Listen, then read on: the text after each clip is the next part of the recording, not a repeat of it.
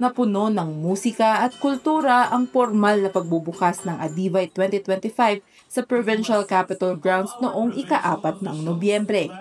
Bago ang pagsisimula ng kasiyahan, nagkaroon muna ng ecumenical service kung saan ipinagdasal ang iba't ibang sektor sa probinsya gaya ng edukasyon, kalusugan, agrikultura at infrastruktura.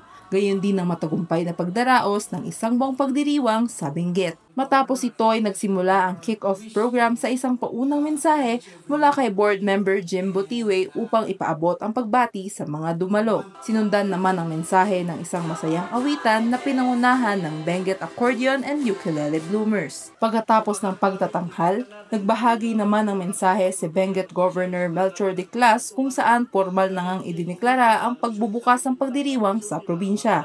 The treasure that our province has are found not only in our mountains and valleys, but in the richness of our natural and cultural heritage. May we all have a meaningful, peaceful, and healthier Adivay celebrations.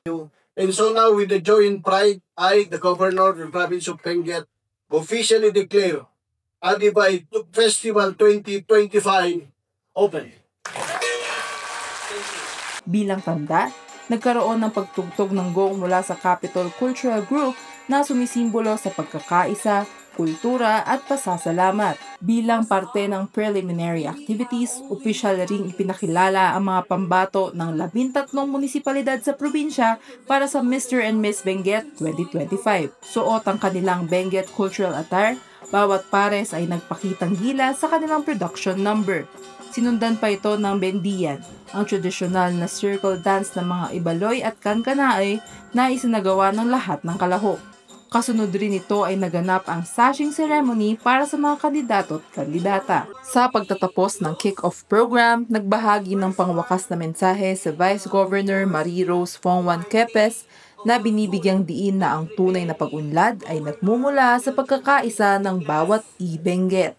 The strength and progress of our province depend not only on physical well-being but also on the resilience and faith that have long defined the Benguet spirit and unity.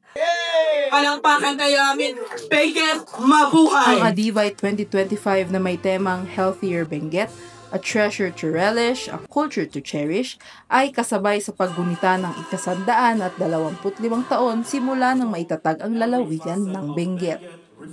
Ako si Juan Tabahonda para sa Herald Express.